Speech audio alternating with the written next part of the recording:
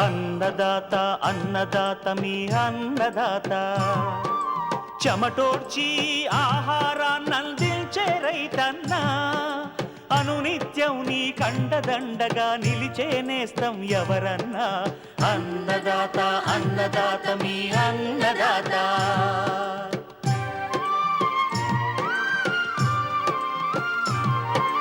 నూతన రీతుల సాగుబడికి నూరింతలు పెరిగే దిగుబడికి సూచనలిచ్చే సస్య రక్షణకు పశు పోషణకి శాస్త్ర విజ్ఞానం అందించి ముందుకు నడిపే తెలుగు రైతు భారతదేశానికి మకుటం అయ్యేలా తీర్చిదిద్దే ఆశయంతో మిమ్ము మేలు కొలిపేది అన్నదాత అన్నదాత అన్నదాత మీ అన్నదాత అన్నదాత అన్నదాత మీ అన్నదాత. అన్నదాత ప్రేక్షకులకు నమస్కారం. ఈనాటి ముఖ్యాంశాలు: ప్రత్తి తర్వాత రెండో పంటగా పెసర సాగు మేలంటున్న శాస్త్రవేత్తలు. అధిక దిగుబడుల కోసం ఆయిల్ పామ్ తోటల్లో చేపట్టాల్సిన యాజమాన్య పద్ధతులు. ఇంకా జై కిసాన్ వ్యవసాయ సమాచారం.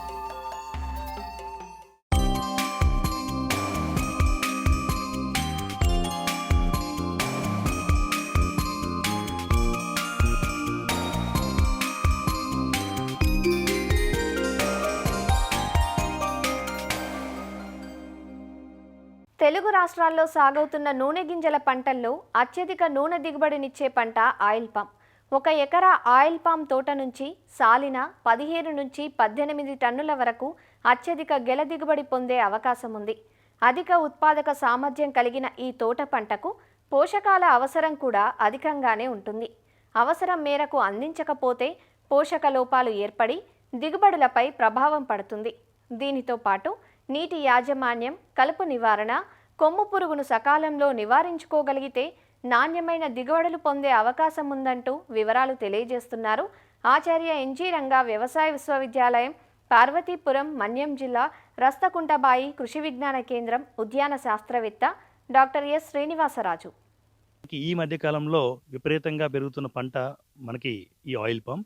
సంవత్సరం పొడవునా మంచి దిగుబడి రావాలంటే వేసవిలో చేయాల్సిన మన సాగు యాజమాన్య పద్ధతులైన నీరు, ఎరువు, అదేవిధంగా పురుగు తెగుళ్ళ యాజమాన్యం అనేది కీలక పాత్రను పోషిస్తాయి. కాబట్టి ముందుగా మనకి ఈ ఆయిల్ పామ్ పండించాలంటే ముందు కావాల్సింది ఏంటి చూసుకుంటే సుమారు ఒక సంవత్సరం పొడవునా 150 సెంటీమీటర్ల వర్షపాతం ఉన్న ప్రాంతాలు సాగుకు అనుకూలమైన ప్రాంతాలు.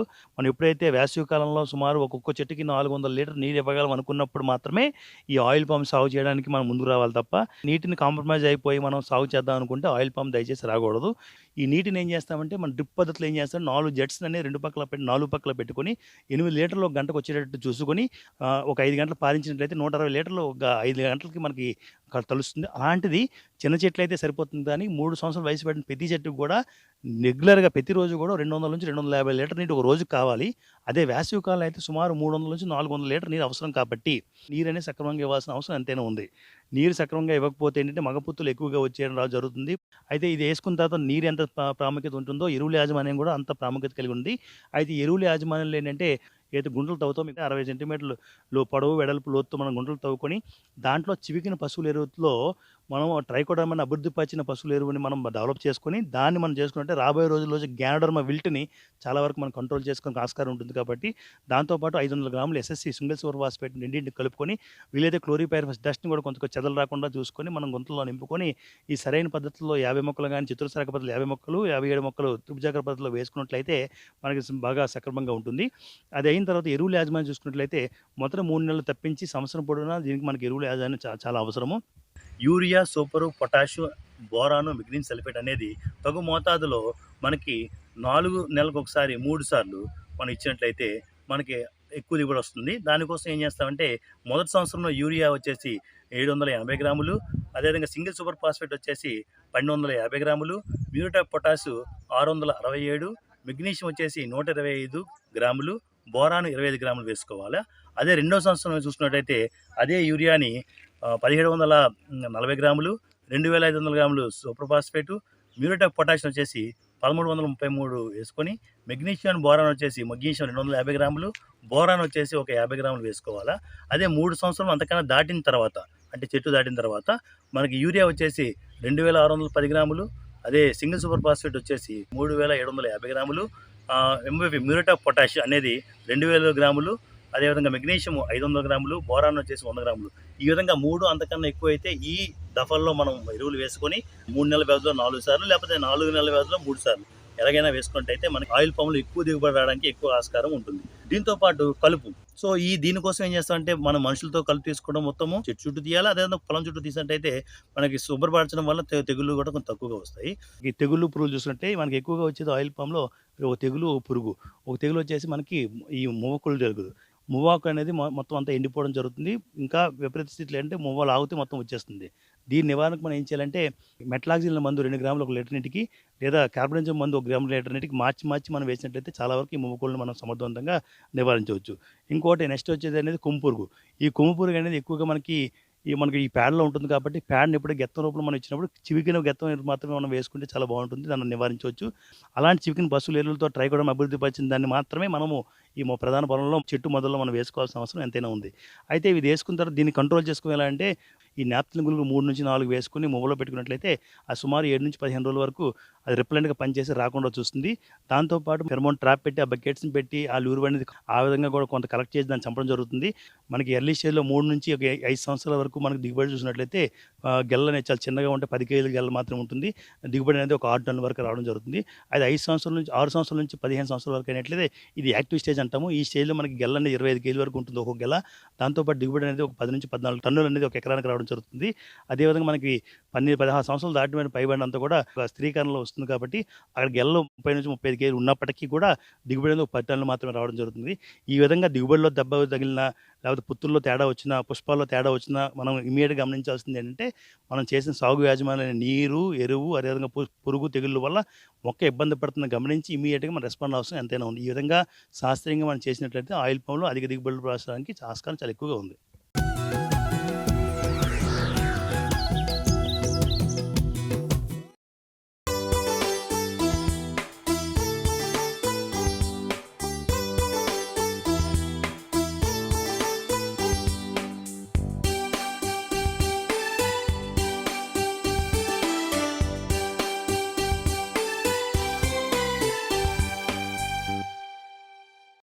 వ్యవసాయంలో ప్రతి సీజన్లో ఒకే పంటను వేస్తూ పోతే భూసారం తగ్గడమే కాదు, దిగుబడులు కూడా తగ్గుతాయనే విషయం మనందరికీ తెలిసిందే. తెలంగాణ జిల్లాల్లో ఖరీఫ్లో అధిక విస్తీర్ణంలో సాగయ్యే ప్రతి పంటను తీసేసిన తర్వాత చాలామంది రైతులు పొలాలను బీళ్లుగా పెడుతుంటారు. అయితే నీటి వసతి ఏమాత్రం ఉన్నా ఈ సమయంలో పెసరను సాగు చేసుకుంటే భూసారం పెరగడమే కాదు, పంట మార్పిడిగాను పనికి వస్తుంది. ఎంతో కొంత దిగుబడి కూడా తీసుకోవచ్చు. వరంగల్ ప్రాంతీయ వ్యవసాయ పరిశోధనా స్థానం వారు దీని గురించి ప్రచారం చేయడమే కాదు, తమ క్షేత్రంలో కూడా సాగు చేశారు. ఇటీవల ఈ పొలాలను వరంగల్ ప్రాంతీయ వ్యవసాయ పరిశోధనా స్థానం సహసంచాలకులు డాక్టర్ ఉమారెడ్డి, రైతు విజ్ఞాన కేంద్రం కోఆర్డినేటర్ డాక్టర్ విజయభాస్కర్ సందర్శించి ప్రతి తర్వాత పెసర సాగు చేయటం వల్ల వనగూరే ఉపయోగాలను రైతులకు వివరించారు. మనము చూద్దామా ఆ వివరాలు. తెలంగాణ రాష్ట్రంలో ముఖ్యంగా మధ్య తెలంగాణ మండలం లోపల వానాకాలంలో చాలా ప్రధానంగా 2 పంటలనే పండిస్తూ ఉంటారు రైతులు. ఎక్కువ విస్తీర్ణం లోపల పత్తి, మెట్ట లోపల వరి. దాదాపు తెలంగాణ రాష్ట్రం మొత్తం లోపల పత్తి అనేది దగ్గర 60 లక్షల కొంచెం అటు ఇటుగా ఎకరాలలో సాగు చేస్తారు. అయితే ఈ గులాబీ రంగు పురుగు ఆశించి నష్టపరుస్తున్న నేపథ్యంలో పత్తిని చాలామంది రైతులు నవంబర్, డిసెంబర్ నెలలోనే దాన్ని హార్వెస్ట్ చేస్తారు. చాలా ప్రాంతాల్లో పత్తి తీసేసిన తర్వాత ఎక్కువ వరకు రైతులు ఏ పంట వేయకుండా ఖాళీగాన పెట్టి ఉండే సందర్భాలు చూస్తూ ఉంటాం. ఈ సంవత్సరం మాత్రం అక్కడక్కడ పత్తి తీసేసిన తర్వాత నీళ్ళు సౌకర్యం ఉన్న రైతులు మొక్కజొన్న వేసుకోవడం జరిగింది. అయితే మనం చాలా రోజులకని చెప్తున్నాం, పత్తి తీసేసిన తర్వాత భూములను ఖాళీగా ఉంచకుండా నీటి వసతిని బట్టి, నేల రకాన్ని బట్టి తప్పనిసరిగా ఏదో ఒక పంటను, ఉదాహరణకు మంచి శనగలు కానీ, పెసళ్ళు కానీ, మినుములు కానీ, మొక్కజొన్నలు కానీ, పజ్జొన్నలు కానీ, పొద్దుతిరుగుడు కానీ, ఇట్లాంటి ఏదో ఒక పంటను వాళ్ళకుండే వనరులను బట్టి వేసుకోవడం ద్వారా ఒక పంట మార్పిడి జరగడమే కాకుండా నేల ఆరోగ్యాన్ని కూడా కాపాడిన వాళ్ళం అవుతాం మనం. ప్రస్తుతం దేశవ్యాప్తంగా ఈ అపరాల సాగు ప్రతి సంవత్సరం తగ్గిపోతుంది. దానివల్ల మనము అంతర్జాతీయంగా దిగుమతుల మీద ఆధారపడి ఉంటా ఉన్నాం మనం. సో అపరాల సాగును పెంచాల్సిన అవసరం ఎంతైనా ఉంది. అంటే అపరాల కొరకే కాకుండా అపరాల సాగును భూసారాన్ని దృష్టిలో కూడా పెట్టుకొని ప్రతి సంవత్సరం పంటల సరళి లోపల ఏదో ఒక సమయం లోపల ఒక లెగ్యూమ్ జాతి పంట అంటే అపరాలను కనుక సాగు చేసినట్లయితే అటు పంట మార్పిడి చేసిన వాళ్ళమే అవుతాం. దాని ద్వారా చీడపీడల ఉధృతి తగ్గడమే కాకుండా నేల ఆరోగ్యం కూడా బాగా పెరుగుతుంది. ముఖ్యంగా వేసేటువంటి ఎరువులు అందులో ప్రధానంగా నత్రజని, అది యూరియా. రాను యూరియా ఈ విచ్చలవిడిగా వాడడం చేత దాని వాడకాన్ని గణనీయంగా తగ్గించాలని, సిఫారసు మేరకే దాన్ని వాడేటట్టుగా చేయాలని ప్రభుత్వాలన్నీ కూడా కృషి చేస్తున్న నేపథ్యంలో వేస్తున్న యూరియా చాలా ఎఫెక్టివ్గా పనిచేయాలంటే నేల లోపల తగు మోతాదు లోపల సేంద్రియ కర్బనం అలాంటి వాతావరణం ఉంటేనే మనం వేసిన పంట సిఫారసు మేరకేసిన యూరియా బాగా ఉపయోగపడి దిగుబడులు బాగా వస్తాయి. సో ఆ నేపథ్యంలో కూడా అపరాల సాగును మనం బాగా పెంచాల్సిన అవసరం ఉంది. ఈ పరిస్థితుల లోపల తెలంగాణ లోపల ముఖ్యంగా పెసర సాగు అంటే ఏండ్ల తరబడి రైతులకు పెసర సాగు పట్ల అనుభవం ఉంది. కాకపోతే చాలామంది రైతులు ఏంటంటే ఒకప్పుడున్న రకాలను దృష్టిలో పెట్టుకొని ఇంకా 2 క్వింటాలు 3 క్వింటాలు వస్తాయన్న ఆలోచనతోటి అది అంత లాభసాటి పంట కాదు అనుకొని వేరే పంటల వైపు వెళ్తూ ఉన్నారు. ఈ మధ్య కాలంలో జయశంకర్ వ్యవసాయ విశ్వవిద్యాలయం నుంచి విడుదలైనటువంటి అనేక గొప్ప రకాలు అంటే మనకు పల్లాకు తెగులను తట్టుకునేటి, పంట కాలం దాదాపు ఒక 55 నుంచి 60-65 రోజుల లోపల ముగిసేటి, అధిక దిగుబడి వచ్చేటి, మిషన్ల కోతకు అనుకూలంగా ఉండే రకాలు విడుదలైన నేపథ్యం లోపల సో ఇప్పుడున్న రకాలను కనుక సాగు చేసుకున్నట్లయితే దాదాపు 8 నుంచి 10 క్వింటాలు పెసలు ఒక ఎకరానికి పొందే అవకాశం ఉంది. కాబట్టి తగినటువంటి యాజమాన్య పద్ధతులు అంటే విత్తనం వేసుకున్నటువంటి సమయం, విత్తన మోతాదు, వేసే విధానం మరియు పంట పుష్పించే దశకు వచ్చినప్పటి నుంచి కాత వరకు తీసుకోవాల్సినటువంటి సస్యరక్షణ చర్యలు ఇలాంటి కొన్ని జాగ్రత్తలు కనుక రైతులు పాటించినట్లయితే తప్పనిసరిగా ఎకరానికి ఒక 8 నుంచి 10 క్వింటాలు దిగుబడి వచ్చే అవకాశం ఉంది. మార్కెట్లో రేటు కూడా దాదాపుగా 8,000 అటు ఇటుగా ఉంటుంది. సో పెట్టుబడి కూడా పెద్దగా ఏముండదు. ఇలా పూర్తిగా మనుషుల అవసరం లేకుండా సాగు చేసే పంటలు ఇవి. ఎక్కడ కూడా పెద్దగా కూలీల అవసరం లేదు. ఈవెన్ కలుపును కూడా మనం కలుపు మందులతోటి మనం కంట్రోల్ చేసుకోవచ్చు. తక్కువ పెట్టుబడితోటి తక్కువ రోజుల లోపల తక్కువ నీళ్ళని తీసుకొని ప్లస్ వాతావరణానికి ఎలాంటి ఇబ్బంది లేకుండా సాగు చేస్తున్నటువంటి అపరాల సాగును రైతులు అర్థం చేసుకొని కనుక సాగు చేసినట్లయితే అపరాల సాగు పెరుగుతుంది. తద్వారా మనకు మన ఇంటి అవసరాలు తీరడమే కాకుండా దేశ అవసరాలను కూడా తీర్చడంలో అవుతాం. భూసారం కూడా చాలా బాగుంటుంది. కాబట్టి రైతాంగం ఎక్కడెక్కడైతే అవకాశం ఉందో అంటే పత్తులలో అంతర పంటకు కందిని కానివ్వండి, వరి సాగు కంటే ముందు పెసర కానివ్వండి, పత్తి తర్వాత పెసర లేదా మినుములు కానివ్వండి, రబీకి అందు సాగు కానివ్వండి, ఇట్లా ఎక్కడెక్కడనైతే అపరాల సాగు అవకాశం ఉంటుందో అక్కడక్కడ తప్పనిసరిగా రైతులు అపరాల సాగును చేసి ముఖ్యంగా రబీ లోపల గణనీయంగా పెరుగుతున్నటువంటి వరి విస్తీర్ణాన్ని తగ్గించి దాని స్థానం లోపల ఈ బొబ్బెర్లు, పెసళ్ళు, మినుములు ఇట్లాంటి పంటలను కనుక పండించినట్లయితే అటు రైతులకి ఇటు ప్రభుత్వాలకు కూడా ఒత్తిడి ఉండకుండా మంచి జరిగే అవకాశం ఉంది. భూసారం కూడా చాలా బాగుండి 10 కాలాల పాటు వ్యవసాయానికి అనుకూలంగా భూములు ఉండేందుకు అవకాశం ఉంది. గత సంవత్సరము పత్తి వేసిన తర్వాత పత్తి తీసి అదే స్థలంలో పప్పు ధాన్యాల్లో పెసర పంట వేయడం. ఈ పెసర పంట వేయడం ముఖ్య ఉద్దేశం ఏంటంటే పత్తి పంటలో మనము నవంబర్ నుంచి డిసెంబర్ 15 వరకు చాలా వరకు తీసేయాలి. జనవరిలోనే మన సంక్రాంతి వచ్చిన వారం రోజుల లోపలే నేలను వృధా చేయకుండా ఈ పెసర కానీ మన శనగ పంటలు కానీ తప్పనిసరిగా రైతులు ఎన్నుకొని తీసుకొని విత్తుకోవాలి. ఇప్పుడున్న సంవత్సరంలో రాబోయే కాలంలో కూడా నత్రజని యూరియా బస్తాలు తక్కువగా అంటే లోటుపాటు ఏర్పడే అవకాశం ఉన్నాయి. కాబట్టి ఈ పెసర పంట పప్పు ధాన్యాలు వేయడం ముఖ్య ఉద్దేశం ఏంటంటే భూమిలో నత్రజని స్థిరీకరించబడతాయి. అంటే మనకు పెసర పంట పీకిన చూడండి నాడ్యూల్స్ అంటారు, ఇవి వేరు బుడిపలు. ఇవి ఏర్పడడం వల్ల భూమిలో నత్రజని స్థిరీకరించబడి ఇండైరెక్ట్గా వచ్చే పంటలో వేసే మోతాదుకు మనము సుమారు ఒక ఉదాహరణకు ఇప్పుడు మనకు ఒక ఎకరానికి మొక్కజొన్నకు 2 బ్యాగుల యూరియా అవసరం పడ్డప్పుడు ఈ పంట పెసర పంట వేసినప్పుడు సుమారు 1 బ్యాగ్ వరకు కూడా మనం ఆదా చేయవచ్చు. అదేవిధంగా 20 కిలోల వరకు కూడా మనం భాస్వరంను ఒక ఎకరానికి తగ్గించి వేసుకోవచ్చు. ఇలా ఎరువుల మోతాదును తగ్గించుకొని భూమిని నేల సారవంతం చేసుకుంటూ ఎక్కువ లాభం పొందవచ్చు. వ్యవసాయ శాఖ అధికారులు ఇక్కడ మాకు కొంతమంది తీసుకొచ్చి చూపెట్టిన చేనుని బట్టి చూస్తే పెసర పంట చాలా బాగా ఉన్నది. దాన్ని రైతులు అవగాహన చేసుకొని పెసర పంట వేసుకునే దానికి ముందుగా ప్రతి ఊరికి ఎకరా తీసుకొని డెమోలు పెట్టించి మా రైతులకు అవగాహన చేయించాలని మా కోరిక.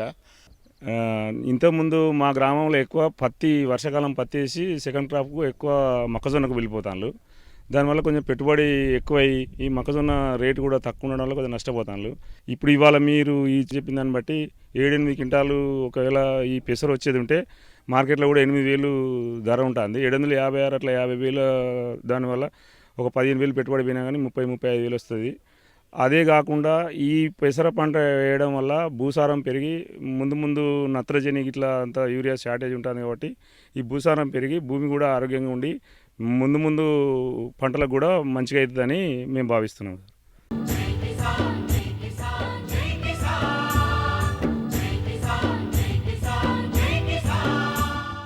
వ్యవసాయ సమాచారం ఇప్పుడు జై కిసాన్లో చూద్దాం. నెల్లూరు జిల్లా మార్కెట్లో నిమ్మ ధరలు రికార్డు స్థాయిలో పలుకుతున్నాయి. గతంలో ఎన్నడూ లేనంతగా 80 కిలోల బస్తా 10,000 నుంచి 12,000 వరకు పలుకుతూ సాగుదారులకు ఊరట కలిగిస్తున్నాయి. మార్కెట్ చరిత్రలోనే ఇంత ఎక్కువ ధరలు పలకడం ఇదే మొదటిసారంటూ వ్యాపారులు సైతం చెబుతున్నారు.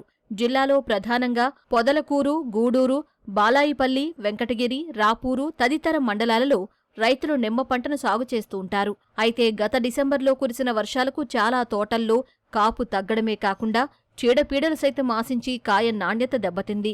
ప్రస్తుతం కాపు ఉన్న తోటల్లో ఈ ధరలు బాగా కలిసొస్తున్నాయంటూ రైతులు చెబుతున్నారు. ఈ సంవత్సరం బాగా ఆనందంగా ఉంది. నిమ్మ ధరలు 80 కిలోలు 10,000 రూపాయలు పలకటము బాగా ఆనందంగా ఉంది. జనవరి, ఫిబ్రవరిలో 300 నుంచి 600 దాకా పడింది.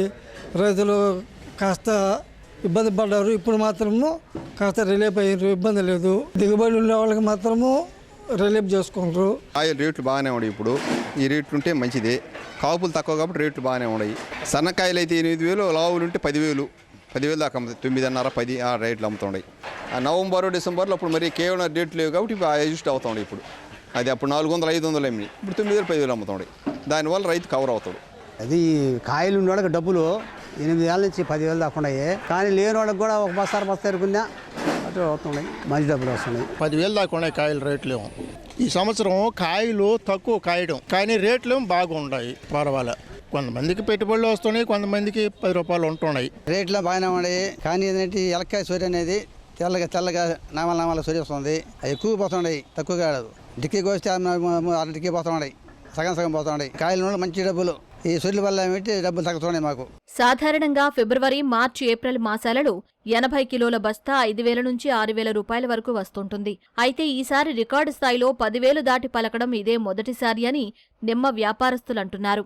దీనికి ప్రధాన కారణం ఢిల్లీ, లక్నో, బీజాపూర్ తదితర రాష్ట్రాలలో సరైన దిగుబడులు లేకపోవడం, కాయలు నాణ్యత తగ్గడం వంటివి కారణాలుగా ఉన్నాయంటున్నారు. బయట ఎక్కడ కాయలు లేవు, పొదలకూరు, గూడూరు తప్ప ఇంకా ఆంధ్రప్రదేశ్లో కాయలు అయితే లేవులే. ప్రస్తుతానికి ఎక్కడ లేవు కాబట్టి ఇక్కడ ఈ రేట్లు పోతా ఉన్నాయి. గతంలో ఎప్పుడూ అమ్మలే ఇంతవరకు. బయట వాళ్ళు కూడా బ్రహ్మాండంగా అమ్మారు. ఎక్కడ ఇప్పుడు ఢిల్లీ కానీ, కలకత్తా కానీ ఎక్కడైనా సరే నంబర్ 1 మార్కెట్ ఇచ్చారు బయట వాళ్ళు కూడా. ఇంకో 10 రోజులు కూడా ఈ మార్కెట్ నడుస్తుంది. ఇంకా తర్వాత అంటే ఇంకా ఉండదు కూడా. పెరగడానికి అంటే ఫిబ్రవరి నుంచి మనకి ఉత్తర భారతదేశం అంతా నిమ్మకాయలకి డిమాండ్ పెరగద్ది. ఆ డిమాండ్ పెరిగినప్పటి నుంచి ఎక్కడ కాయలు లేవు. ఇక్కడ మన ప్రాంతంలోనే ఈ పొదలకూరు, గూడూరు ఈ ప్రాంతంలోనే కాయలు ఉన్నాయి. మిగతా ప్రాంతంలో అరాపురా ఉన్నాయి, అక్కడ లోకల్గానే సరిపోతున్నాయి వాళ్ళకి.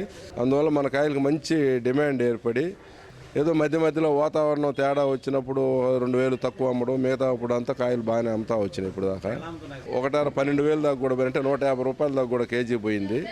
కానీ ఇప్పుడు ప్రజెంట్ మళ్ళీ నిన్న ఈరోజు యూపీ, ఢిల్లీ అక్కడ వాతావరణం తేడా ఉందని చెప్పి కొంచెం ఇంటిమేషన్ రావడంతో మార్కెట్లో నిన్న సేల్స్లో అనేది తగ్గడంతో 120 నుంచి 130 కేజీ ఆ రేట్లో ఉన్నాయి ఇప్పుడు ప్రజెంట్. గతంలో ఎప్పుడూ లేదు, ఎప్పుడో ఉన్నా ఏదో ఒకరోజు ఆ మాట పలకడం తప్ప తర్వాత కంటిన్యూగా కొనసాగింది. అయితే ఈ విధంగా నిమ్మకాయలకి ఇప్పుడు ఇదే ఫస్ట్ అనుకోవాలి మాకు తెలిసి. ఆ 10 సంవత్సరాల నుంచి కూడా ఇంత స్టడీగా ఉండడం, ఏదో మధ్యలో 1 రోజు 2 రోజులు అమ్మడం వరకే. కానీ అయితే ఇక్కడ కూడా ఏంటంటే ఇప్పుడు కొంతమంది కొన్ని తోటలు కాయలు లేవు, 170 మందికి మాత్రమే ఉన్నాయి. కొన్ని తోటలు పూసి పూతగా అయిన తర్వాత కూడా నిలవకుండా వెళ్ళిపోయింది, ఏదో తెగుళ్ళు వల్ల అవి గూళ్ళు కట్టి అవగాహన లేక అధికారులుగానే మంచి అవగాహన కల్పించుంటే ఇంకా కొంచెం రైతులకి మంచి బెనిఫిట్ కలిగి ఉండేది. దాదాపు 10 రోజుల వరకు ఇవే ధరలు కొనసాగే అవకాశం ఉందని వ్యాపారులు చెబుతున్నారు. ప్రస్తుతం పలికే ధరలతో గత సీజన్ నష్టాల నుంచి రైతులకు కొంతమేర ఉపశమనం కలిగే అవకాశం ఉంది. కడప జిల్లా పెండ్లిమర్రి మండలం కొండూరు గ్రామంలో రాష్ట్ర పశు గణాభివృద్ధి సంస్థ పశు సంవర్ధక శాఖ ఆధ్వర్యంలో లేగదూడల ప్రదర్శన, జాతీయ కృత్రిమ గర్భధారణ కార్యక్రమం జరిగింది. లింగ నిర్ధారిత వీర్యం ద్వారా పుట్టిన దాదాపు 60కి పైగా పెయ్యదూడలను ప్రదర్శనలో ఉంచారు. పెయ్యదూడల వృద్ధితో పాడి పరిశ్రమ విస్తరించే అవకాశం ఉన్నందున ప్రభుత్వం చర్యలు చేపట్టినట్లు పశు వైద్యాధికారులు వివరించారు. ఇందులో భాగంగానే లింగ నిర్ధారిత వీర్యం ఒక్కో డోసును 150 రూపాయలకే ప్రభుత్వం అందుబాటులోకి తెచ్చినట్లు తెలియజేశారు. ఈ లేగదూడలన్నీ కూడా డిఎల్డిఏ అంటాం దాన్ని, జిల్లా పశుగణ అభివృద్ధి సంస్థ ద్వారా ఆర్టిఫిషియల్ ఇన్సిమినేషన్ కృత్రిమ గర్భద్వారం ద్వారా పుట్టిన దూడల నుంచి 3 నెలల లేదా 2 నెలల నుంచి 5-6 నెలల దూడలన్నింటినీ కూడా ఈ ప్రదర్శనలో తీసుకురావడం జరిగింది. కృత్రిమ గర్భద్వారం అనేది ప్రతి పల్లెల్లోకి కూడా వెళ్తుందనే ఉద్దేశంతో ఇటువంటి కార్యక్రమాలు కూడా ఏర్పాటు చేయడం జరిగింది. లేగదూడల ప్రదర్శన కార్యక్రమం కొండూరు వనాల నందు జరిగింది. ముఖ్యంగా ఇక్కడ ఏంటంటే ఒక సాంకేతికత, అంటే ఒక శాస్త్రీయ పరిజ్ఞానం, కృత్రిమ గర్భధారణ ద్వారా దూడలు పుట్టే పద్ధతి అనమాట. ఇంతకుముందు దున్నపోతులను ఈ గర్భధారణకు ఉపయోగించేవాళ్ళు. ఇప్పుడు ఏంటంటే మనకు కృత్రిమ గర్భధారణ నాలికల ద్వారా దూడలు పుట్టే కార్యక్రమం అనేది జరుగుతున్నది. ఇది దాదాపు కొన్ని సంవత్సరాల నుంచి జరుగుతూ ఉంది. కాకపోతే ఈ మన దూడలను మనం ఒక ప్రదర్శన లాగా, అంటే ఈ నాలికల ద్వారా పుట్టిన మంచి బలమైన దూడలను ఒక ప్రదర్శనలాగా చూపించడం ద్వారా ప్రజలకు మంచి అవగాహన పెరుగుతుంది. ముందుగా ఏంటంటే ఈ కృత్రిమ గర్భధారణ నాలికలు కాకుండా నేరుగా పిండాన్ని గర్భాశయంలో నేరుగా ఉంచే విధంగా కూడా మనకు ప్రక్రియ అనేది వస్తూ ఉన్నది. ఇంకా మారుమూల ప్రాంతాలకు అనేది ఇంకా రావడం అనేది ఇంకా తక్కువగా ఉన్నది. గతంలో లింగ నిర్ధారిత వీర్యం ఖరీదు 1500 రూపాయలు ఉండటంతో రైతులు వెనకడుగు వేశారు. అయితే ప్రభుత్వం రాయితీపై రైతులకు అందించడంతో రైతులు ఒక్కొక్కరుగా ముందుకు వస్తున్నారు. దూడల పెంపకంలో పశుపోషకులు కొంచెం నిర్లక్ష్యంగా వహిస్తుంటారు. అంటే దానికి సరైన సమయంలో ఏలికపాముల నివారణ కోసం డీవార్మింగ్ మందులు తాపడం కానీ ఇట్లాంటి వాటిల్లో కొంచెం నిర్లక్ష్యం వహిస్తుంటారు. కాబట్టి దానికోసం అని చెప్పేసి వారికి అవగాహన కల్పించడం జరిగింది. పెయ్యదూడలు పుట్టినట్టయితే కనుక భవిష్యత్తులో అవి పాడి పశువులుగా రూపొందుతాయి. కాబట్టి దానికోసం అని చెప్పేసి మనకు ఇప్పుడు కృత్రిమ గర్భధారణ ద్వారా పుట్టిన దూడలలో సగం అంటే ఒక పుట్టే దూడలలో మగ దూడలు 50%, ఉజ్జాయింపుగా అలా ఉంటుంది, పేదూడలు 50%. అలా కాకుండా ప్రభుత్వం తీసుకొచ్చిన ఈ ప్రత్యేక పథకం ద్వారా SSS అంటారు అనమాట, అంటే సెక్స్ సార్టెడ్ సెమెన్. ఇది వాడడం వల్ల పుట్టే దూడలలో దాదాపు 95% పైన మనకి పేదూడలే పుడతాయి. తద్వారా అవి పేదూడలు భవిష్యత్తులో వారికి పాడి పశువులుగా పెంపొందించి వాళ్ళకు ఆర్థికంగా అభివృద్ధి చెందడానికి ఉంటుంది. కాబట్టి దాని మీద కూడా అవగాహన కల్పించడం జరిగింది. మనకి ఇప్పుడు SSS సూదులు అనేటివి లింగ నిర్ధారిత వీర్యం అనేది వచ్చింది. ఈ సూదులు వాడుకుంటే కేవలం పైదూడలు మాత్రమే పడతాయి. దీనివల్ల రైతుకు ఆర్థికంగా లాభదాయకంగా ఉంటుందని చెప్పేసి కేవలం 150 రూపాయలకు మాత్రమే ఆంధ్రప్రదేశ్ పశుగణాభివృద్ధి సంస్థ తరపున ఈ సూదులు అందుబాటులో ఉన్నాయి. అందరూ ఈ అవకాశాన్ని ఉపయోగించుకోవాలని కోరుకుంటాం. ఈ కార్యక్రమానికి పాడి రైతులు, మహిళా రైతులు అధిక సంఖ్యలో పాల్గొన్నారు. ఈ సందర్భంగా ఏర్పాటు చేసిన స్టాళ్లలో పశువులు, జీవాలకు అవసరమైన మందులు, వ్యాక్సిన్లు, దాణాలను ప్రదర్శించడంతో పాటు ఆరోగ్యంగా ఉన్న దూడలకు బహుమతులు సైతం అందించారు. మరిన్ని విభిన్నాంశాలతో రేపటి అన్నదాతలో మళ్ళీ కలుసుకుందాం. నమస్కారం. అన్నదాతలు తమ సందేహాలు, సమస్యలను 1800-425-4085 టోల్ ఫ్రీ నెంబర్లో ఉదయం 10 గంటల నుంచి 11 గంటల మధ్య పని దినాలలో సంప్రదించగలరు. ఈ కార్యక్రమాన్ని యూట్యూబ్లో www.youtube.com/annadaata ETV లింక్ ద్వారా వీక్షించవచ్చు.